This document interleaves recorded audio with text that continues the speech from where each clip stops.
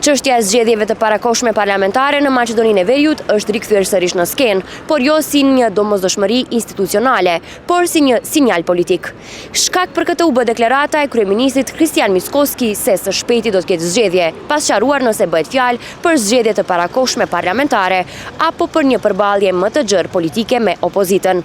Dilema nuk është vetëm nëse do të ketë zgjedhje. Pyetja më e rëndësishme është se pse do të ketë zgjedhje tani, kujt i konvenon kjo dhe se çfarë do të përfitojnë qytetarët nga një cikël tjetër zgjedhor në një vend ku prej kohësh jeton në një situatë të fushatës së vazhdueshme. A mendoni që duhet mbahen zgjedhje parakohshme parlamentare? Po. To ne nuk mundin të përmendojmë këtë. Për mu, nash mbajnë, nash nuk mbajnë, për mu as ne, as ato që janë karike, ato fitojnë nejna, sot ngjatë mashtë. Nuk e di. Ju betohem në Zot se me politikën e vendit nuk merrem as pak. A duhet të mbahen zgjedhje të parakohshme parlamentare? Ku? Maqedoni. Po gjim duhet zgjedhje parlamentare, unë jam shqiptar, nuk jam maqedon.